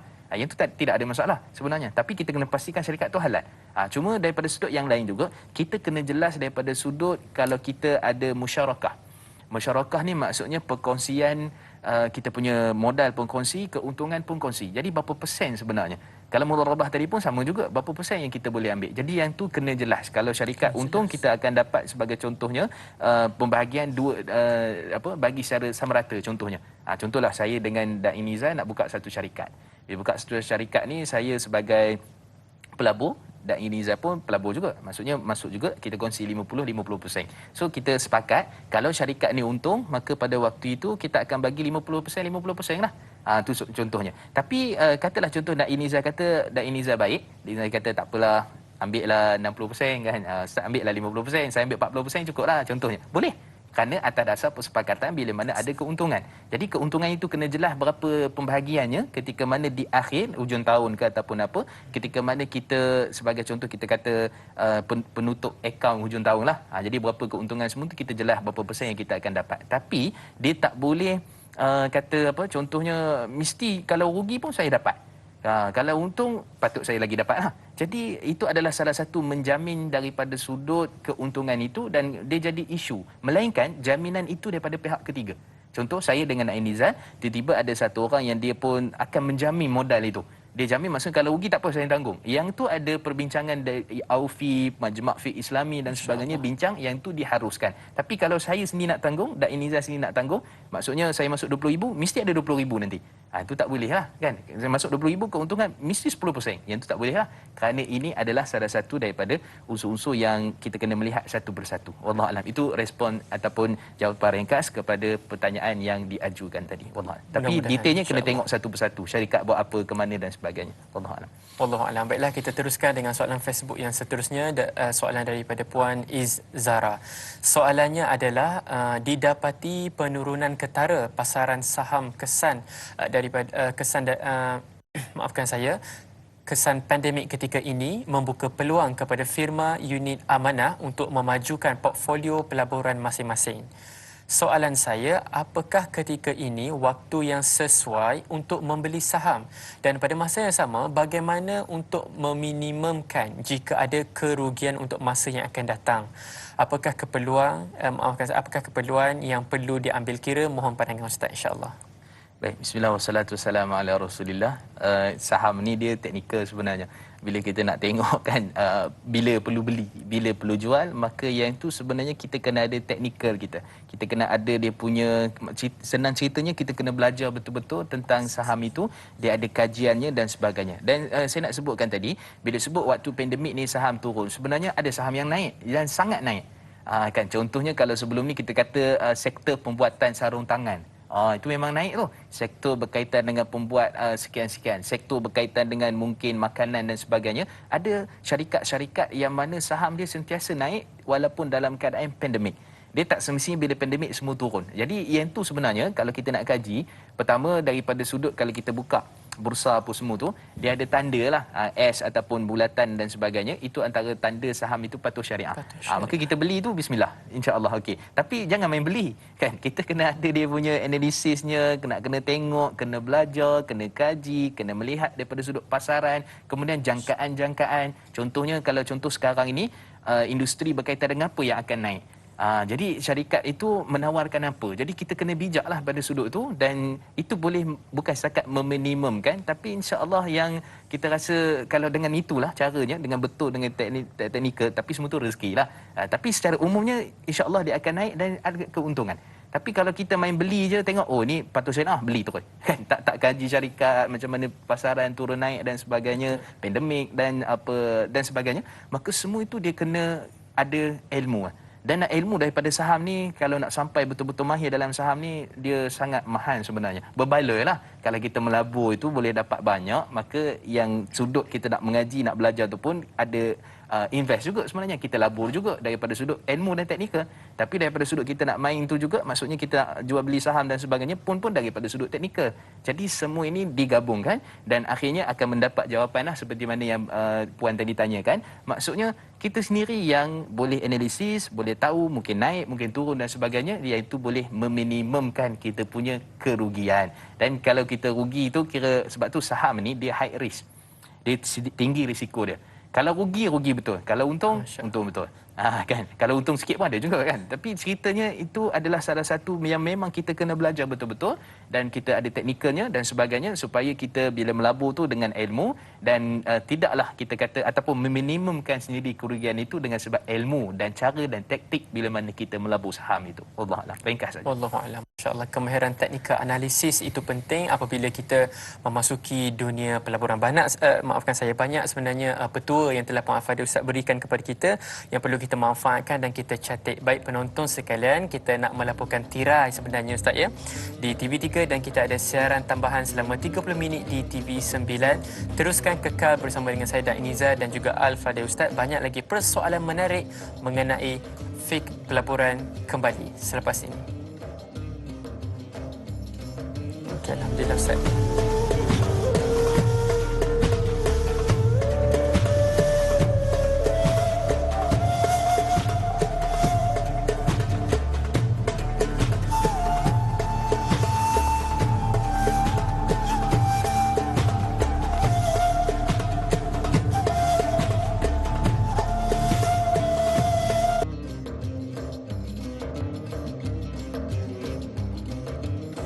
penonton sekalian, syukur pada Allah Subhanahu Wa Taala dikurniakan masa kepada kita untuk kita meneruskan lagi proses pengajian kita di dalam kita mencari profit oriented, kadar keuntungan yang tertinggi. Jangan kita lupa alat juga penting, ilmu juga penting sebelum kita menceburi di dalam mana-mana bidang yang nak kita capai. Mudah-mudahan Allah Subhanahu Wa Taala sentiasa memandu kita ke arah kebaikan, insya-Allah. Amin amin Allahumma ya amin. Baiklah Ustaz, berkenaan dengan tajuk kita pada pagi ini mengenai fiqh pelaburan. Jadi saya kira saya ada satu soalan yang sangat bagus di sini. Apakah pandangan Ustaz yang berkaitan dengan pelaburan dagangan mata wang asing, sebagai contohnya forex trading? Baik, bismillah wassalatu wassalamu ala rasulillah. Forex ni dia ada dua jenis. Satu forex yang dipanggil forex exchange, yang mana kalau kita, maksudnya dia pertukaran mata wang antara satu negara dengan satu negara untuk kita gunakan, mungkin nak pergi ke negara itulah. Contohnya kalau kita kata nak pergi haji dan umrah kan, betul, maka sudah tentu tak boleh guna duit ringgit kat sana, nanti kena gelak dengan Pak Arab sana kan. Jadi kita kena tukarlah rial. Jadi bila dah tukar rial tu, maka itu adalah sebenarnya tukaran mata wang asing. Dan apa syarat dia? Syarat dia adalah, kata Nabi SAW dalam riwayat daripada Umar Khattab radhiyallahu anhu, riwayat Imam Muslim, "Adz-dzahabu bil wariq riba ila biha." Maksudnya tukar emas dan juga perak, dia adalah satu riba, dialah item ribawi yang mana kalau kita tak pandai jadi riba lah.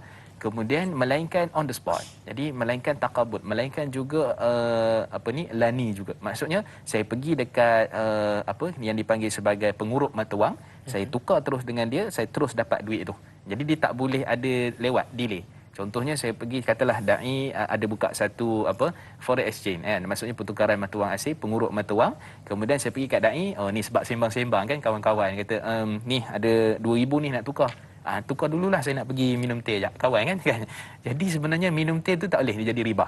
Dia mesti tukar tu terus, kita tukar duit ringgit dan terus dapat duit dia punya duit rial tadi tu. Tak ada unsur bertangguh. Tak ada unsur bertangguh. Itu satu. Itu pertukaran mata wang asing. Isu yang kedua adalah kita memperdagangkan mata wang asing ini melalui platform internet. Kan, melalui platform internet. Maksudnya kita nak beli satu mata wang itu dan kita beli tu dengan harapan supaya nanti mata wang tu naik, kita jual, kita tutup, kemudian pada waktu itu kita dapat dia punya profit, keuntungan. Baik, ini adalah perbincangan yang panjang di kalangan para ulama. Setakat ini wallahu taala a'lam, lebih daripada 20 fatwa, sama ada peringkat antarabangsa dan juga peringkat Malaysia, yang mana gabunglah, yang memfatwakan ia adalah haram dan tidak diharuskan forex trading itu. Jadi di sini kalau kita melihat bahawa badan fatwa besar ni, contoh kalau saya boleh sebutkan juga, sebelum itu juga para ulama telah bincang panjang. Contohnya Imam Al-Ghazali, Imam Al-Qarafi, Imam Ibn Rushd, Imam Syekh Islam Ibn Taymiyah rahimahullah, Imam Ibn Qayyim dan sebagainya telah membincangkan isu berkaitan tentang mata wang ini. Dia tak boleh memberanakkan mata wang. Maksudnya kita laburkan mata wang untuk dapat mata wang lebih kan. Dia sebab dia adalah medium of exchange, dia adalah medium pertukaran. Jadi saya bagi duit dekat dai, saya tak boleh dapat duit lebih, saya mestilah dapat barang. Itu dia punya konsep asasnya. Jadi duit ini dia tak boleh kita gunakan duit itu untuk dapatkan apa-apa barang sebenarnya. Duit tak boleh makan. Kalau kita bagi duit dapat biskut, biskut boleh manfaat kan. Jadi duit ni nak buat apa? Nak gigit ke kan? Ataupun nak buat korek telinga ke? Tak boleh. Jadi dia adalah duit. Okey. So semua ni badan fatwa para ulama kita sebutkan ni tak membenarkan. Majlis Kesatuan Fiqh Sedunia tidak membenarkan. Majlis Pengawasan Syariah dan juga Audit, iaitu IOFI, tidak membenarkan. Majlis Ulama Indonesia 2006 tidak membenarkan, dan juga Majlis Ulama Majma' Fiqh Dauli, maksudnya juga ataupun kita panggil sebagai fatwa-fatwa negeri juga tidak membenarkan. Kalau di Malaysia contohnya, kalau kita lihat Perlis tidak membenarkan, kita tengok juga Pahang tidak membenarkan, Selangor juga fatwa, wilayah juga fatwa, Perak juga fatwa. Jadi kalau kita melihat ini banyak negeri yang telah fatwa, peringkat negara dan sebagainya, maka kita elakkan pelaburan yang seperti ini, kerana fatwa para ulama ni adalah satu benda yang kita kena ikut. Kita nak ikut siapa lagi? Takkan nak ikut pemancing kan? Pemancing kata boleh forex ni kan, ataupun takkan kita nak ikut tukang kebun. Jadi fatwa para ulama ini jadi dia bukan sebarangan fatwa, maka mereka ada cara dan kaedah keluarkan fatwa. Maka kita berpegang kepada fatwa para ulama boleh menyelamatkan kita dunia dan akhirat, daripada kita berpegang pada pandangan peribadi siapa-siapa pun dia kata harus ni boleh. Dia sama ada dua. Mungkin dia sendiri yang main forex trading tu, ataupun dia adalah orang yang tegar, maksudnya yang betul-betul bagi satu orang ke suruh gunakan dana duit dia untuk main forex. Maka dia macam istilahnya ginilah, ustaz isap rokok, kalau ditanya ustaz apa hukum isap rokok, ustaz akan kata makruh kan, sebab dia isap rokok. Tapi cuba tanya ustaz yang kata yang tak isap rokok, mesti ustaz akan kata haram. Jadi kita jangan cari jalan-jalan, cara-cara ataupun istilahnya kita shopping fatwa. Fatwa ni nampak macam boleh pakai ni, kita ambil yang ni lah. Jangan. Kerana dalam Islam ni ada kaedah, ada caranya, dan kita pegang kepada 20 fatwa yang saya sebutkan di kalangan para ulama tadi sudah cukup. Jadi berhentilah forex trading, jangan terlibat dengan forex trading kerana dia adalah satu perkara. Dan saya pernah tanya satu ulama besar juga di Malaysia yang terlibat di peringkat antarabangsa baru 2-3 hari lepas, beliau menyatakan tidak ada satu pun forex ataupun tidak ada satu pun platform forex trading yang diharuskan oleh mana-mana ulama. Tak ada. Semua itu termasuk dalam perkara yang haram, syubhah, apatah lagi terlibat dengan perkara-perkara yang tidak sepatut riba dan sebagainya. Sebab saya tak boleh nak bincang secara detail, sebab dia ada open option ataupun dia panggil open position, kemudian dia ada close position, dia ada kaedah-kaedah cara beli dagangan mata wang asing itu. Tapi kita cukup pegang pada fatwa dan kita jangan tanya lagi, oh kenapa kata halal, kenapa kata, kalau macam tu banyak lagi perkara yang akan halal kan. Jadi kita cukup pegang pada fatwa para ulama, maka kita carilah pelaburan lain. Banyak saham boleh, perbankan Islam boleh, Bitcoin contohnya, macam-macam lagi kan. Jadi semua tu kita boleh harus ataupun dibenarkan oleh syarak, melainkan forex trading tadi tu kita elakkan, jauhi, kerana dia satu perkara yang mana menjerumuskan kita kepada perkara yang tidak sepatutnya. Wallahu alam. Wallahu alam. Baiklah Ustaz, saya ada satu lagi persoalan mengenai pelaburan yang dilakukan oleh golongan-golongan asnaf. Seandainya golongan-golongan asnaf zakat ini mereka mendapatkan duit hasil yang telah diberikan kepada mereka, adakah mereka dibolehkan untuk guna duit zakat itu untuk melakukan pelaburan? Baik, bismillah wassalatu wassalamu ala Rasulillah.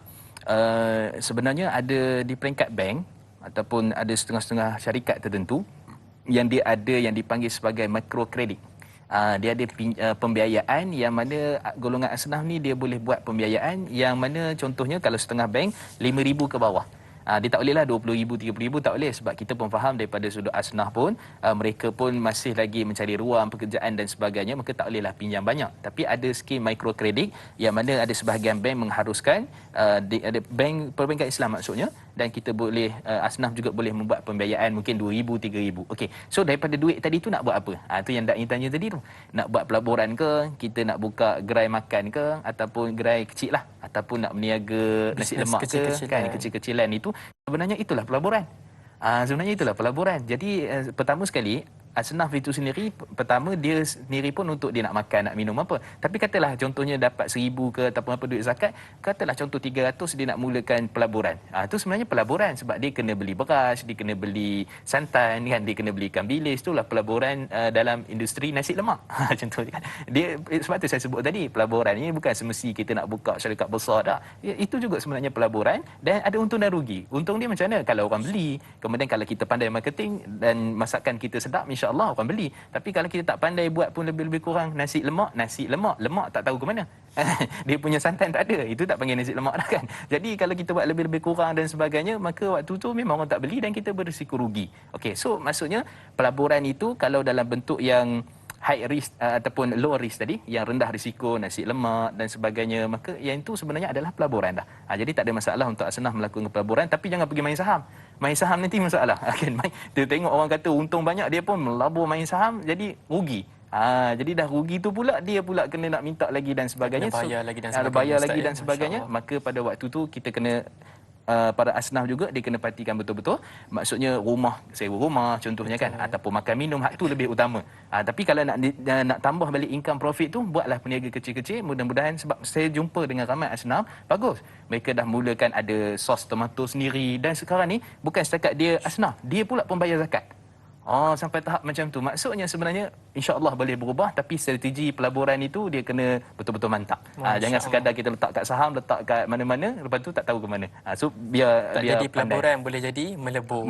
Allah Strategi pelaburan itu juga penting. Mudah-mudahan ada manfaat kebaikan. Hadirin, kita kembali selepas ini. Jom berzikir.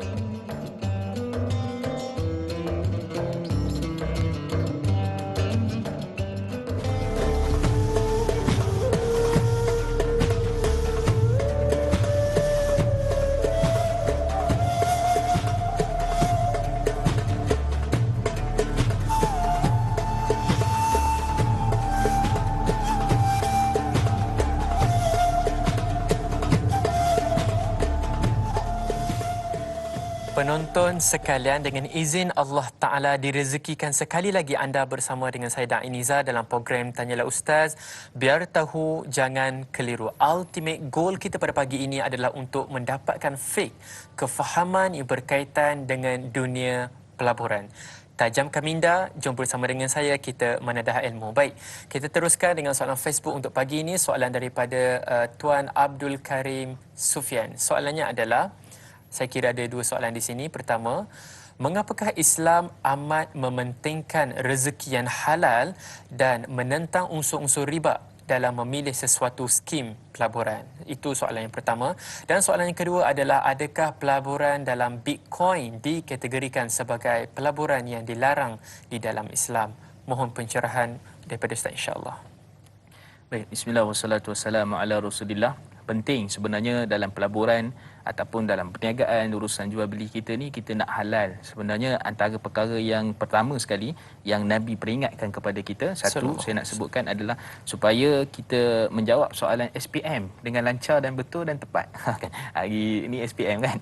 Jadi apa maksud SPM itu? Iaitulah CJ Padang Mahsyar. Jadi SPM hari ni kita tahu maksudnya mula pukul 9 habis pukul contohnya 11. Contohnya tahu dah paper kertas satu kertas dua. Tapi yang soalan pada mahsyar ini adalah satu benda yang kita boleh jawab, tapi dengan syarat kita buat sepatutnya apa yang dikehendaki oleh soalan itu. Sebab tu dalam hadis riwayat daripada Abu Barzah Al-Salami dalam riwayat Imam Tirmizi, hadis yang sahih, kata Nabi sallallahu alaihi wasallam, la tazulu qadama 'abdi yaumal qiyamah hatta yus'al an khams.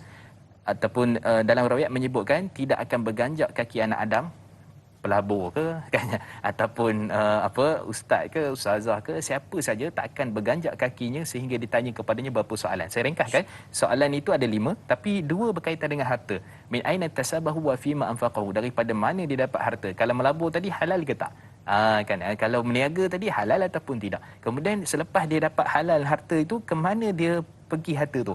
Adakah dia pergi kepada contohnya beri nafkah kepada anak-anak ke, ataupun dia culas dalam nafkah, ataupun sebenarnya harta itu dikeluar zakat ataupun tidak, ataupun harta itu sebenarnya tolong tak jiran kalau susah ke payah ke apa, maka semua tu akan ditanya oleh Allah Subhanahu Wa Taala. Jadi nak penting pelaburan halal, profit yang kita dapat pertama supaya kita dapat menjawab SPM tadi, CJ Padang Mahsyar. Satu. Yang kedua, supaya kita ini bila kita berdoa pada Allah Subhanahu Wa Taala, doa itu boleh dimakbulkan dan tidak terhalang disebabkan kita terlibat dengan pelaburan perkara yang haram.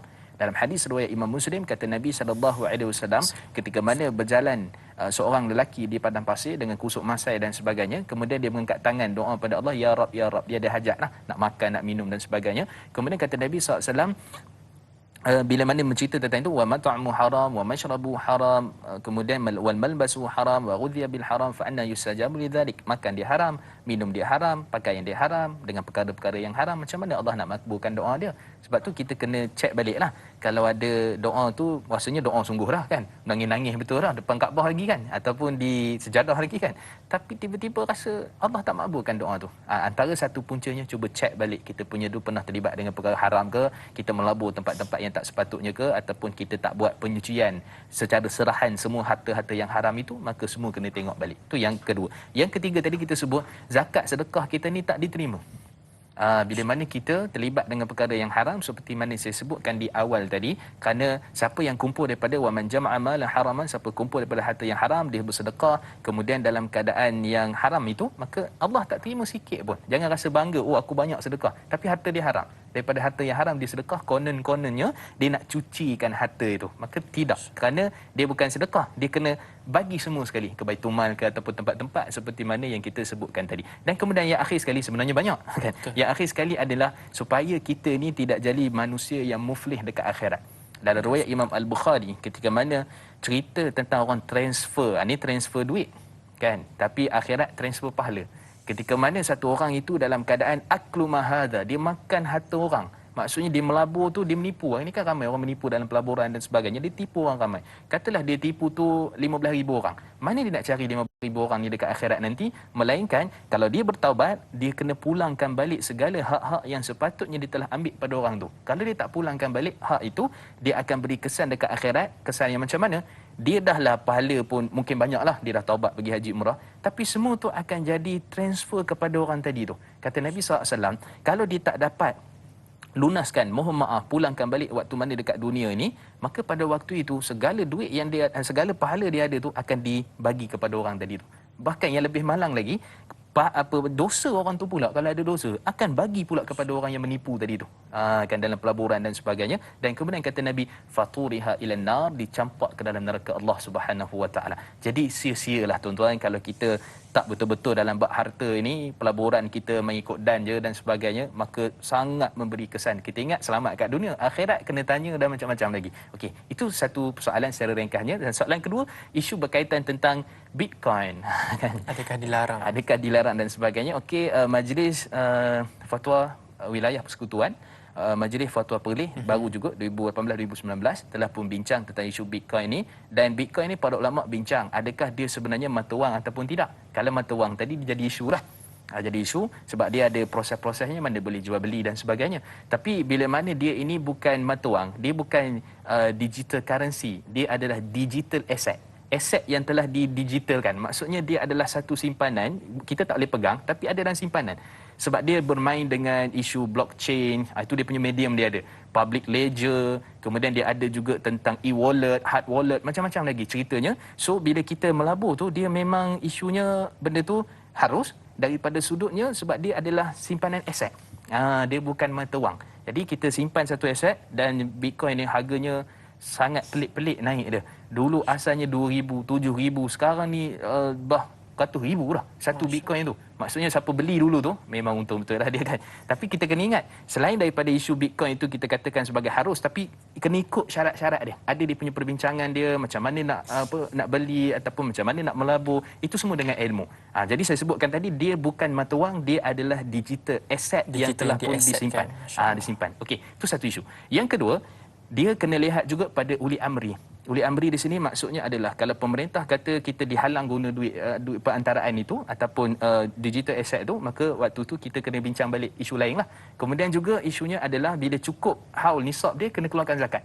Tu orang duk bincang sekarang ni, zakat Bitcoin. Kan? Zakat kena zakat. Kerana kalau cukup haul nisab dia, sebab dia dalam bentuk aset, dan aset tu kita gunakan untuk melabur, maka pada waktu tu ada hukum-hukum zakat dan perkara-perkara yang berkaitan dengan sebagainya. Tapi kena ada ilmu dan kena betul-betul faham macam mana cara kita nak belinya, apa akaunnya dan sebagainya, apa yang ada dalam tu, maka kena faham betul-betul. Tapi secara umum saya boleh katakan dia adalah harus mengikut beberapa majlis fatwa ataupun jabatan ataupun majlis fatwa lah di Malaysia dan juga di Perlis yang baru dikeluarkan baru-baru ini. Wallahu a'lam. Wallahu a'lam. Perlu diingatkan seandainya cukup haus tak ya, maka perlu untuk kita keluarkan zakat. Baik, kita teruskan dengan soalan Facebook yang seterusnya, soalan daripada Puan Salrasid Cikci. Baik, cantik namanya. Soalannya adalah, apakah impak negatif kepada pelabur yang melabur tanpa sebarang ilmu dan ilmu yang asas dalam dunia pelaburan, seperti mana Al-Imam Bukhari dalam bab khas menyatakan ilmu sangat penting sebelum berkata-kata dan juga perbuatan. Mohon Ustaz untuk menghuraikan kekeliruan ini insya-Allah. Baik, bismillah wassalatu wassalamu ala Rasulillah. Betul, Imam Al-Bukhari ada buat satu tajuk yang khusus dalam Sahih Bukhari, al-ilmu qabla al-qawl amal. Ilmu adalah sebelum kita bercakap dan sebelum kita melakukan amal. Walaupun sebenarnya ceritanya dia fokus kepada amalan itu sendiri. Amalan sini maksudnya solatnya, solat sunat, puasa, zakat, haji dan sebagainya. Tetapi sebenarnya boleh kita nak kata masukkan juga ilmu juga berkaitan tentang pelaburan, sebab dia pelaburan ni dalam isu muamalat. Isu muamalat ni sebenarnya saya boleh sebutkan dia fardu ain. Orang kena tahu halal dan haram. Nak jual kat pasar pun ada hukum. Nak beli dekat supermarket pun ada hukum. Kemudian kita nak berniaga nasi lemak pun ada hukum. Jadi semua tu sebenarnya urusan muamalat manusia dengan manusia ni dia ada hukum. Jadi bila ada hukum, kita tak bolehlah untuk kita nak ambil saya boleh jual beli, okey dah dapat untung sikit, okey. So dapat untung sikit tu macam mana cara dapat untung? Jual beli tu macam mana cara jual beli? Apa yang dijual beli? Sebab tu saya sebutkan tadi, minta maaf lah kan. Yang isu nasi lemak, lemaknya tak ada. Kan jangan panggil nasi lemak, panggillah nasi sambal kan. Jadi sebab lemaknya dah tak ada. Jual karipak angin contoh kan. Jadi semua ni kita kena lihat daripada sudut apa? Daripada sudut ketelusan, keteguhan kita bila berjual beli, meniaga ataupun melabur dalam nasi lemak ke tadi buka gerai ke apa, semua tu kita kena perhatikan betul-betul kerana dia adalah daripada sudut asasnya memberi kita punya impak daripada sudut ilmu, dan juga sebab tu kata Sayyidina Umar Khattab radhiyallahu anhu dalam riwayat Imam Muslim dan selainnya menyatakan bahawa la tabi fi suqina illa man qad tafaqqah.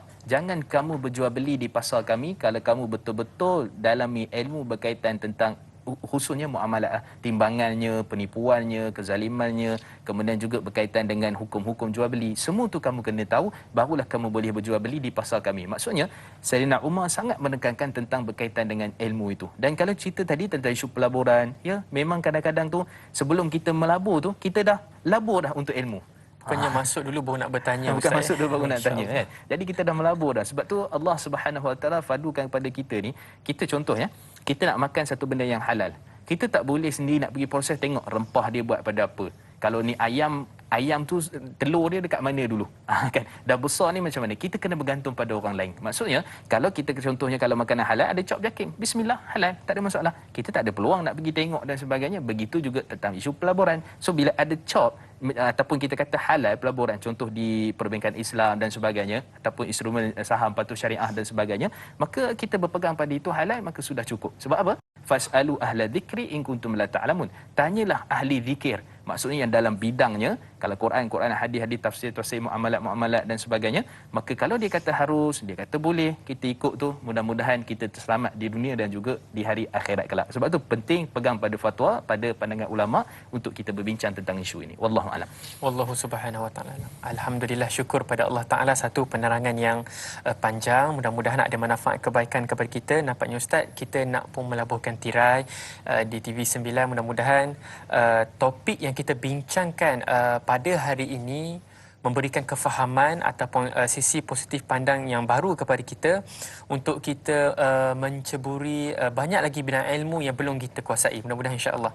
Jadi mohon Al-Fadhil Ustaz untuk memberikan kesimpulan yang ringkas dan juga doa untuk menutup tirai majlis ilmu kita insya-Allah. Bismillah wassalatu wassalamu ala Rasulillah. Jadi secara asalnya kesimpulan yang pertama, kita kena cari yang halal pada peluang pelaburan dalam isu muamalat dan sebagainya. Itu adalah satu perkara yang sangat penting untuk selamatkan diri kita dunia dan juga akhirat. Dan kemudian yang kedua, kita ni bukan sekadar nak kaya tapi kaya, kan. Jadi biarlah kita kaya tu kaya yang halal dan kita boleh keluarkan zakat, kita boleh bantu orang lain pula, dan ini merupakan satu benda yang sangat dituntut dalam Islam, perkara-perkara yang berkaitan. Dan yang ketiga juga, kita kena ingat bahawa setiap perkara yang kita buat ini akan dipertanggungjawabkan di hadapan Allah, khususnya berkaitan dengan harta. Jadi hati-hati dengan harta kita, kita kumpul, kita melabur, kita jual beli, kita meniaga dan sebagainya, maka semua itu akan memberi kesan, dan pastikan semua perkara itu kita tidak menjawabnya dengan di hari akhirat kelak dengan jawapan saya tak tahu, tapi jawabnya ialah saya dah tahu dan saya buat perkara yang halal insya-Allah. Jadi sekadar itu saja, mudah-mudahan insya-Allah Allah rahmati kita. Kita sudahi dengan doa. A'udzubillahi minasyaitonirrajim. Bismillahirrahmanirrahim. Alhamdulillahirabbil alamin, wassalatu wassalamu ala asyrafil anbiya'i wal mursalin wa ala alihi wa ashabihi ajma'in.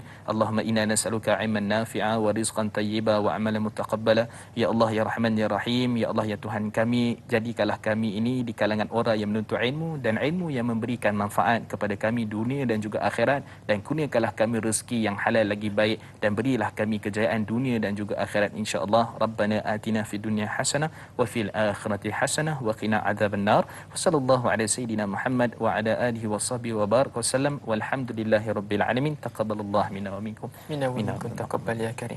Amin amin Allahumma ya amin. Baiklah penonton sekalian, jom untuk pelan tindakan kita, seharusnya kita mencari keuntungan di dunia dan juga hari akhirat. Baik, teruskan dengan program Tanyalah Ustaz. Biar tahu, jangan keliru. Di keesokan harinya insya-Allah anda akan bersama dengan moderator Da'i Hakim dan juga panel kita iaitu Al-Fadhil Ustaz Muhammad Abdullah. Kita membincangkan tentang topik sirah sahabat di zaman wabak. Sekian sahaja daripada saya Da'i Nizal dan juga Al-Fadhil Ustaz. Assalamualaikum warahmatullahi wabarakatuh.